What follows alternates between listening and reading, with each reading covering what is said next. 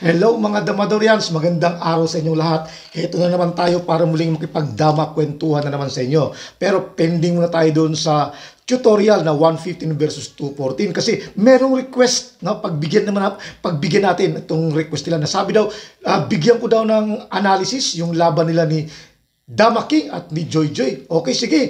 Pagbibigyan natin. Dito muna tayo, unahin muna natin yung Game 1 nila Dama King versus Joy Joy Pagadian. Pero bago dyan, shout out muna. Okay, shout out muna doon sa hindi daw nag-i-skip ng ads, si Persial, si Manwar. Okay, maraming salamat sa iyo. Shout out din kay Respecio Family ng Bayawan City. Okay, shout out din kay Jun Manimog. Yun. Shout out din kay Bing Pakit. At shoutout din kay Lolong Espina ng Kiblawan. Yes. Shoutout din kay Rosgel Escalikas ng Nasipit, Agusan del Norte. Yun. Shoutout din kay Nonoy Rivera ng Nairiga City. Okay. At shoutout din kay Andres Ayop ng Bohol. Yes. At shoutout din kay Sefriano Tago ng Tangub, Misamis Occidental. Okay. At shoutout din kay Alan Kababan ng Manyo San Remio, Cebu. Yun. At shoutout din kay Bobby Kalunsag ng Digos City. Yes. At shoutout din kay Melanie Manero. Yun. At shoutout din kay Mando Enerio. Alright. Yung mga vlogger naman ng YouTube, shoutout natin. Kagaya ni Nestor Dama Vlog. Okay. Shoutout din kay Anjo Boy Channel ng Lemery, Batangas. Shoutout din kay Jamming Trip TV. Yun. Shoutout din kay Kadamista TV. Yes. At shoutout din kay Philippine Dama Tutorial. Yun. Shoutout din sa Batang Colon. Okay. At shoutout din sa Pinoy Dama TV. Alright. Shoutout din sa Pinoy Dama Channel. At shoutout din sa Dama Zone TV. At kay Larry Dama PG. Okay. So, huwag natin patagalin pero may shoutout pa ulit mamaya. Alright. Okay, umpisahan na natin. Dama King versus Joy Pagadian, yung Game 1. Okay. Itong yellow, sa Game 1, ito yung kay Joy Pagadian.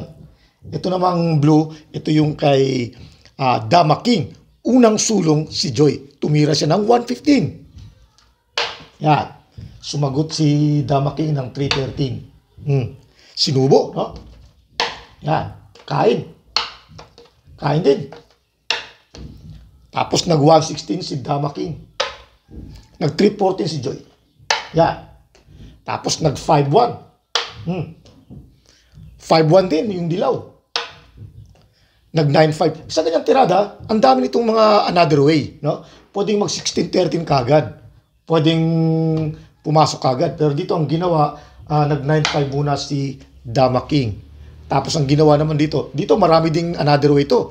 Pwedeng mag-9-5, pwedeng mag-115. Pero ang ginawa ni Joy, tumira siya ng 116. Kumain 13-1, tapos kumain ng 6-16. Yan. Tapos saka naman tumabi ng 16-13. Tumira yung dilaw ng 9-5. Ito yung kay Joy Joy, Tapos nag-116. Ito yung kay Dama King sa baba. Tapos sa ganyang tirada, marami ding another way to. Pwedeng mag-5-4 kagad. Pag nag-5-4 kasi kagad, papasok yan dun sa tira ni Boy Inchik. Tapos pwede rin mag-11-6. Pero ang ginawa ni Joy Joy, nag-A3 kagad. Yan. Mabigat din yan, yung A3 kagad.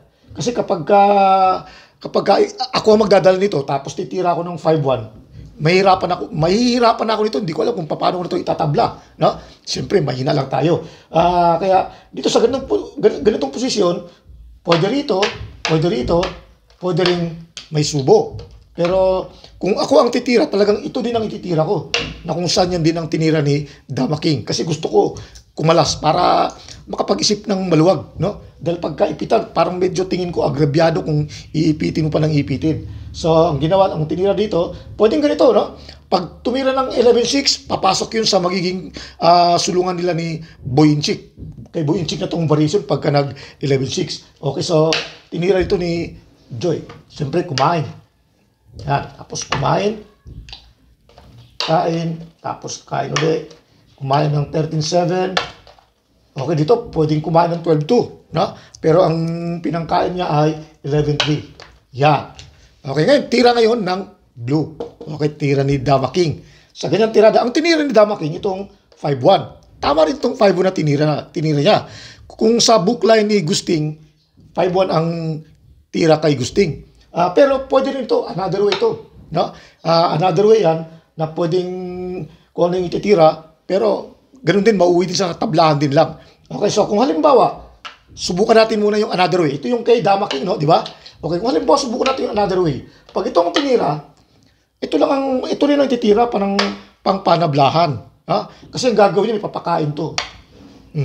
Pag pinakain niya, saka naman ngayon to ititira. Yan. Ganyan ang magiging resulta kung 416 ang tinira. Di siyempre, hindi naman to pwede rito dahil tatatloin. Di ba? Ang gagawin niya, dito ang tira 6-1. Ngayon, sa ganyang formada, obligado kang dalawahin. Kinakalang, bawiin mo yung dama mo. Kasi pagka tumira ka dito, tuluyan ka na matatalo, tuluyan ng debalde yung pitsa mo, tuluyan ng lugi. O kaya, ito, talo yan pag yan ang tinira. Pagka ito ang tinira, talo din. No? Okay, so halimbawa, ito ang tinira. Okay, yun lang muna tayo ha. Pag yan ang tinira, ang gagawin niya, ito lang papakain lang yan. Lugi na ito ng isa. Di ba? Nag-sacrifice eh. Tuluyan ng malulugi. Pwede niyang ipakain ito. Hindi niya na mababawi yung lugi niya. Kakain ng dalawa. Or pwede rin niyang lansihin. Pwedeng dumama yung yellow. Papakain lang to. Yan. Di ba? Pagkain dito, pagkatapos saka ito ipapakain dito. Kain, tapos pagkain, yan, dama na. Antimano, talo. Hindi makakatawid na yun dito. Di ba? Okay, so, balik natin ha. Balik natin. Okay, ayan na yung formada kanina. Ang tinira ni Dama King dito, 5-1. Pero subukan muna natin yung another way, 4-16. Yan. Tapos titira ng 10-6. Siyempre, ipapakain na to. Kakain, tapos titira dito. Okay, so, ito, ang pinaka-best move ng tira dito lang. Yan, ganyan. Tapos na tayo dito kanina, tinira. Pinakita natin, talo, di ba? Ngayon, kung ito naman ipapakain mo ganon, tapos ganyan, gaganon mo, talo na naman uli. No? Pareho din. Dahil lalansin na lang, gaganon nila yan. No? Pagkatapos pagkain ng dalawa, ganon, tapos gaganunin, wala na. Hindi na makakatawid yung tatlo. So, ibig sabihin, hindi pwede yung ganong tira. Balik uli natin, ha? Balik natin. Okay. Ayan uli, no? Ang kay Dama King, tinira niya 5-1. Pero subukan muna natin yung another way. Kung halimbawa ito ang tinira. Yan. Siyempre, ang sasagot ng ito lang pinakamalakas ng may tira. Itong 10-6, yung dilaw. Papakain naman ngayon ito. Yan. Para uumangan ngayon dito. Parang kumbaga gusto niyang bingkungin yung posisyon ng kabila. Pero siyempre, ang ititira ng dilaw, dito siya. Dito. Yan. Sa ganyang posisyon, pinakita ko na yung dito. Pinakita ko na rin yung ganyan. Parehong talo. Kaya ibig sabihin, obligado ka talagang dalawahin yan para mabawi mo yung debalde. No? Okay, so pakakain mo yan. Pagkain ng ganon, kakain ka dito. Diyan, ganyan. So, siyempre, haharangan mo ito. No? Kaya ang gagawin niya, igaganon yan. Yan. Hindi ka naman pwedeng sumayang dito. Kasi, dadamahan ka dito, maalalanse. Kaya ang gagawin mo, ito ang ititira mo, ito, 5-1. Yan. Siyempre, ang gagawin naman ngayon nung dilaw, papakaya to atras. Dahil kapag hindi ka ginawa yun, kung halimbawa ito, tinira niya, may ipit na siya. No? Pwedeng titirahan mo dito. Wala na, may pahirap na yung magiging pitsa niya. Ito na lang pwede niyang itulak ng dalawang ito. Or pag tinulak niya ganun, pwede na siyang sayangin. Okay, so ang gagawin ngayon, atras talaga siya. Yan, binalik ko lang ha, yan yung huling inano natin kanina. Okay, so atras lang siya. Yan, pag atras ng gano'n, okay, pwede na itong itira ng pag gano'n. Yan, ng 116. Pag tira ng 116, yung dilaw, wala ring ibang pinaka-best move niya. Ito lang din, itong 15-15. Kasi kung halimbawa itong ititira, pag nakapunta na rito, wala na. Medyo mabigat na yung posisyon ng dilaw. No? So, ang gagawin yan, balik ko lang ha, balik natin. Yan. Sa ganyang posisyon, ito talaga ang pinakamalakas na ititira. Yan. Na kumbaga, walang itulak kabigin. Pareho lang. Pareho lang yung bigat. Na? So, ang pinakasagot naman dyan, siyempre, ito hindi mo ito pwedeng alisin. Kasi makakatuloy-tuloy siya rito. So, ang gagawin mo ito lang ang tanging tira. Ito lang yung magandang tira niya. Yan, yung A3. Ngayon naman, sa ganyang formada, hindi niya ito pwedeng itira to. No? Hindi niya ito pwedeng itira dahil pagkahalimbawa, tinira ang ganyan, sasayangin lang. Oh. Alangan namang hayaan niyang ipakain yan. Di siyempre, gaganon siya. Iiwas. O, meron dito. May kombinasyon dito. Dadalaway, malulugi. Di ba? Matatalo. Okay, ibalik natin ha. Ibalik natin. Yan. So, hindi ito pwedeng itira. Kahit na dito siya tumira. Yan. Pag ginanya niya, sasayangin pa rin. O, hindi ka makakaiwas dahil pag umiwas ka, dadalawain ka na. So, ang gagawin, tatakpan lang yan. Yan. Pag tinakpan, talo na yan. Kasi ang gagawin, gaganon lang yan. Para hindi makapagpabalik, hindi makapatas kain, lugi na. Hindi na maigagawin ito, magpapalugi na siya. Na? Okay, so, balik natin ha. Balik natin. Okay, ayan. Tira ng dilaw, di ba? Hindi niya ito pwedeng may tira. Matatalo na siya. So, gagawin niya itong best na pwede niyang itira. Itong 16-13. Ngayon naman, ang gagawin naman ngayon, titira tayo ng 340. Hindi naman ito pwedeng alisin eh. Ikaw ang mahirapan niya kapag inalis mo dahil pupunta na siya rito. Kaya ang gagawin niyan, dito ka. O, yan, ganyan. O, ito naman, pwedeng dito. Pareho lang yung timbang. No? O kung halimbawa, dito siya tumira, ang gagawin mo, papakain mo lang ito dito. Kasi hindi mo po siya pwedeng alisin. Then, pag tira ng ganyan, gaganyan. Okay, saan siya pwedeng tumira? Pag tumira siya dito, dito ka. O di, may tabla. No? May tabla, pero, magpapalugi siya ng isa. Kahit dito man. Balik natin ha. O, hindi siya tumira dito, dito siya tumira. Yan. Pag tira dyan, may tabla pa rin. Kasi sasayangin mo dito, kahit malulugi siya ng isa, pero ito dito tuloy-tuloy na yan. Pagkain dito na. O, agaw na yung gitna. Ha? O, pagdama niya, kahit na ipakain mo na yan, tapos cross ka na. So, yun yung panabla sa ganong posisyon. Kung halimbawa 416 yung naging variation. Okay, balik natin sa kanina ha. Balik natin. Okay, ayan. No? Kanina pinakita na natin yung another way, itong 416.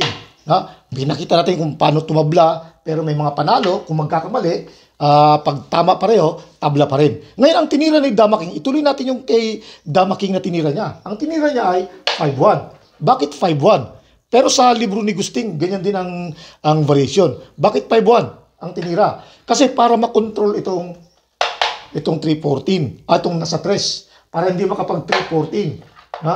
Kaya tinira niya yung 5-1. Bakit pag nag 314? Pag nag 314 kasi ipapakain to, ganyan na mangyayari. Siyempre, kakain ka dito. Pagkatapos titirahan mo dito, dadalawa, ayan. O di, naposisyonan ka dito kagad. Napakahirap laruin kapag meron ng ganyang posisyon. No? Kasi, siyempre, kung halimbawa titira dito yung dilaw, dito titira yan. Titira siya dito naman yan. Pag tumira siya dyan, dito ka naman. Pag gumanin naman siya, dito ka. O, ha? Pagkatapos, pag pinakain to, pakakainan mo dyan. Pag pinakainan mo dyan, gaganon. Hindi pa siya pwedeng makadama kagad. Kasi pag dinama mong ganon, patay ang dama. Ha? O, kung so anong maganda niyang gawin. Kapag ito ang tinira niya, pwede, ang mangyayari ngayon, pwedeng dumama yung dalawa. No? Dalawang dama versus tatlo, isa lang yung dama niya, tapos lugi siya ng isa, lamang. Pagka ganyang lamang, ang hirap ng laruin. Okay, so, balik natin ha. Okay, ayan na yung kanina, no? Ang tinira ni Dama King, nag 5-1 siya. So, para makontrol yung 314. Kaya titira naman ngayon si Joy ng 10-6. Ayan. Tinira naman ngayon ni Dama King tong 11-7. Pero another way din tong 12-7. No? Sa kanya, tinira niya ay 11-7 kasi may purpose yung 11-7. Para makontrol mo yung dalawang ito. Ito. Bakit? Paano siya makokontrol? Hindi naman siya pwedeng gumanon kasi dadalawahin. Di ba? Okay, so hindi rin siya pwedeng gumanon kasi malalanse. O, papakain to. Pagkatapos papakain dito. O, dadama to. Gaganon. No? Kaya, kontrolado itong dalawa. So, sa ganyang tirada, ang magandang ititira na lang dito, kung hindi 16-13, pwede rin 3-13, pwede 12-8. Kaya lang pagka 3-13, medyo alanganin yung position. No? Medyo, ano pa sa posisyon niya kapag yan tinira, kasi dito lang uli yan. Hindi naman to pwedeng pumunta rito para madepensahan. Pagka pinakain to, mas maganda ang posisyon ng blue. Magiging maganda dahil ganito mangyayari, papakain tapos ganyan.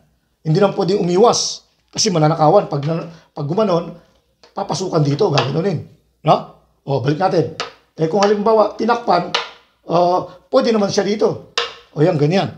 O, di ibig sabihin, sa ganyang posisyon, medyo maganda ang nagiging posisyon ng yellow. Kaya, ang mangyayari, hindi yun gagawin. No? Ibalik natin, ha? Okay, ayan na uli, tira ni Dama King. Tumira siya ng 5-1. Tumira naman yung dilaw ng 10-6. Yan. Tapos ang sinagot naman, dyan sa ganyang pormada, hindi naman yan, ibig sabihin na para tabla na lang yung dilaw. May panalo din yung dilaw pag nagkamali. Halimbawa, pag tumira dito yung medyo gaganda na yung posisyon ng dilaw. No? Kaya ang tamang tira talaga dito, ito talaga yung pinakamagandang tira. May another way yan. Pwede rin ito. Another way din itong 12-7. So, kung halimbawa ito ang tinira niya, para makontrol itong dalawa. Kontrolado itong dalawa. Hindi mo ito maitira ng ganun dahil may malalanse. No? Hindi mo rin ito maitira ng ganyan dahil malalanse. Papakainan. Ngayon, kapag nag-3-30 naman, medyo maganda rin ang posisyon ng blue dahil papasukin niya yan dito. Ito, hindi na makatira dito. Dito lang talaga siya. Yun ang magiging purpose niya. Pag nagpakain mo siya ng pagganon, medyo maganda pa rin yung posisyon ng kulay blue itong kay Dama King. Kaya hindi yun ang gagawin. Kaya sa ganyang pormada, ang tinira itong 12-8. Yan ang tinira ni Joy nung sa laro nila. Ito naman ngayon ang sinagot ni Dama King. Yan, nag 3-13. Ngayon sa ganyang pormada, alam na ni Joy na medyo lamang si Dama King kapag tumira siya ng 16-13. Bakit? Kasi pag nag 16-13 siya, magiging maganda yung pwesto ng blue. Pakita natin, ganito ang mangyayari. Yan, titira ng 4-16. Tapos kakain ng dalawa. Yan, dalawa. Tapos kakain dito. Pagkatapos sa kanya ito isusubo. Yan, ganyan. Okay, tingnan yung pormada. Balik ko. So, ganito naman. Yan.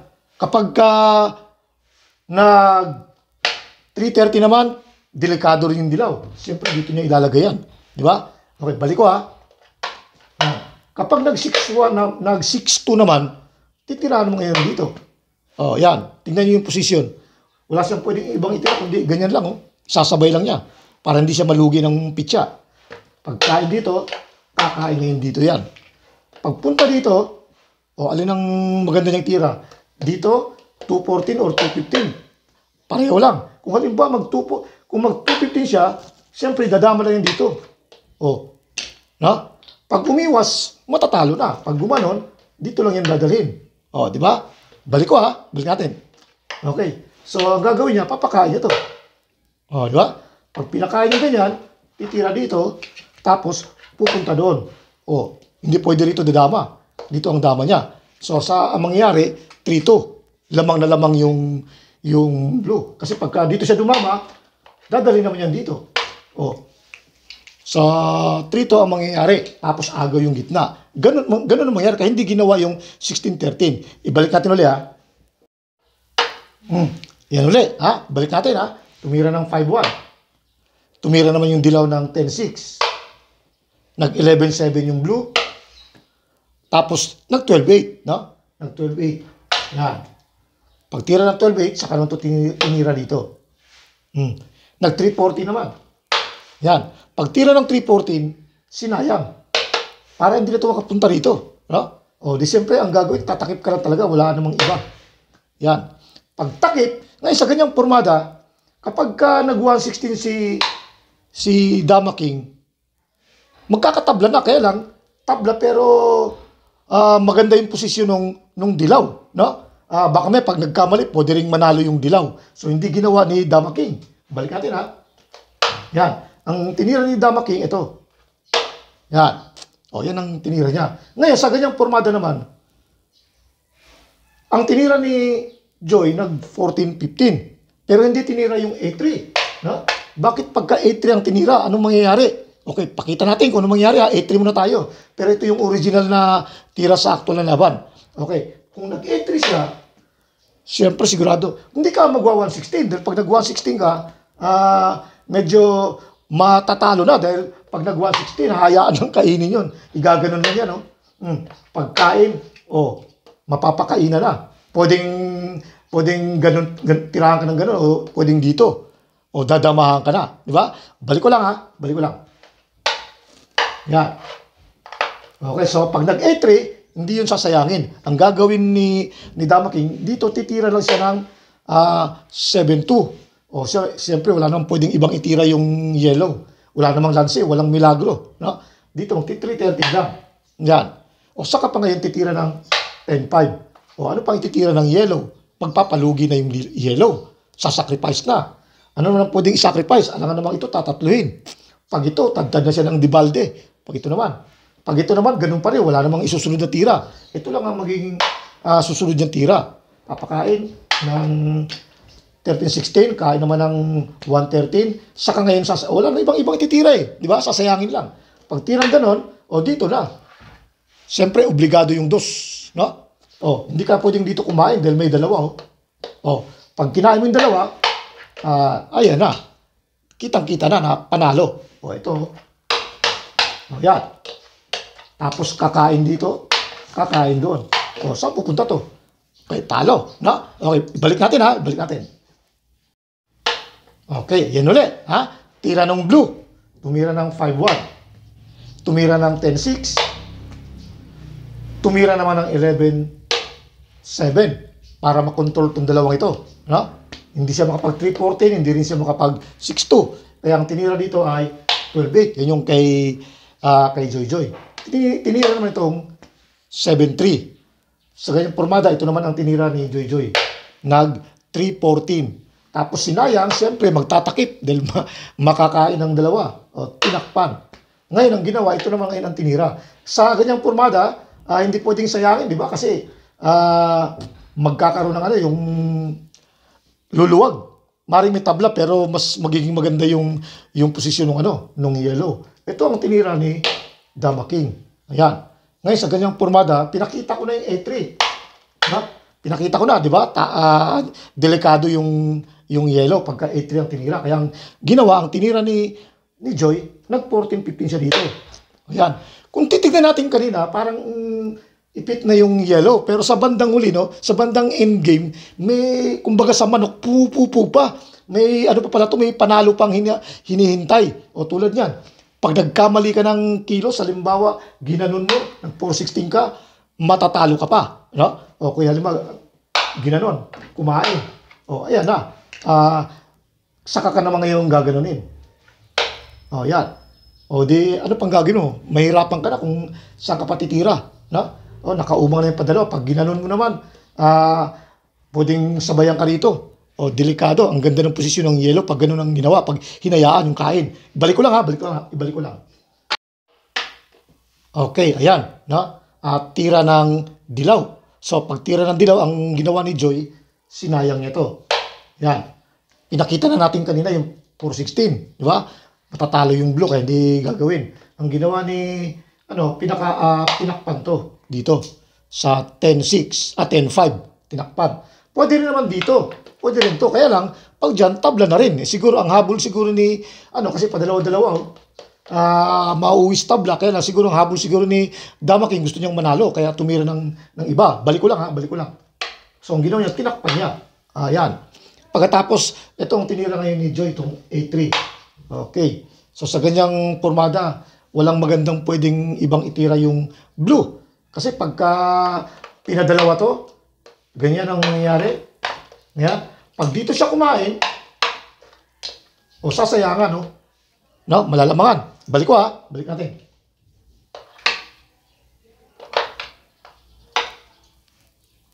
Ayan, ganyan. Yan. Pag dito, pinadalawa, pag doon naman siya kumain, o, malulugi siya ng isa. Kahit pareho silang may dama. Eh, mahirap maglaro ng gano'n na may lugi. No? Balik ko lang ha. Balik ko lang.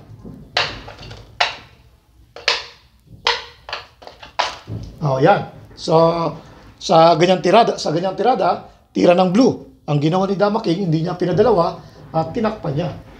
Ginano niya. Okay, so, yung ginawa naman ni Joy, tumabla, no? Kasi ito yung ginawa niya, oh. Ginano niya, di ba? Pinakain yung dalawa, pagkatapos, saka tinira to. Yan yung sa actual, no? Dumama rito. Kumain ng 4 si Joy, dama pero tabla. No? Okay, balik natin ha. Balik natin. Okay, so, sa ganitong formada, kahit pa hindi niya gawin yung ganung formada, siguro alam na rin ni Joy na tabla rin, kahit mag 313, matatabla rin. Kaya ang ginawa, tinabla na lang para mabilis, para panibagong laro na. Kasi pag dito, tabla rin to eh. Yung ganyan. No?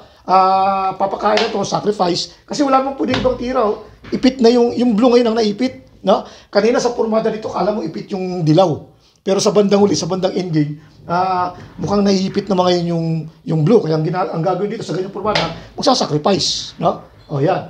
Sacrifice ng ganon. O pwede nang tumira dito ngayon yung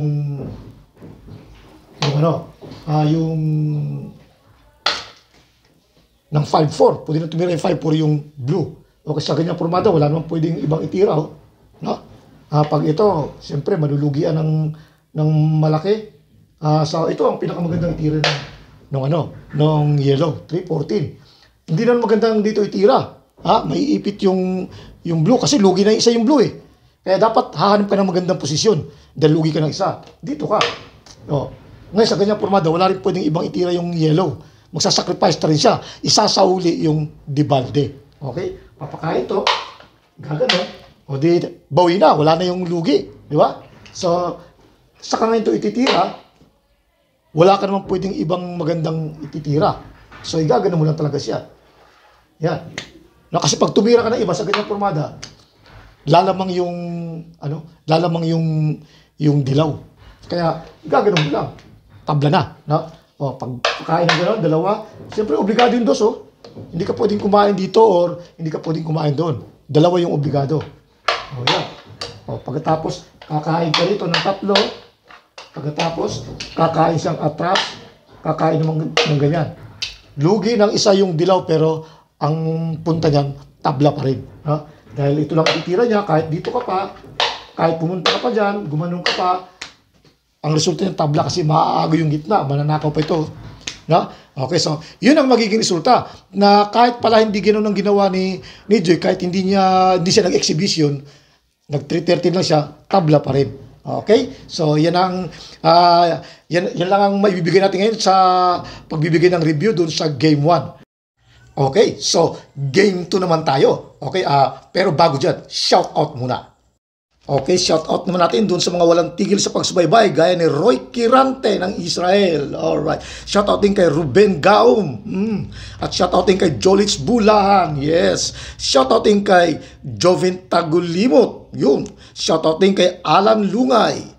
At shoutout din kay Mario Argao aka FJR Abregana. Okay. Shoutout din kay Ande Tadeo. Yes. Shoutout din kay Michael Majorenos. Yun. At shoutout din kay Ella Caranto ng Raha Matanda Divisoria. Shoutout din kay Elmer Gansan. Yun. At shoutout din kay Rafi Katad. Okay. At shoutout din kay Jason Cabigin. Alright. So huwag natin patagalin. Game 2 na tayo. Okay.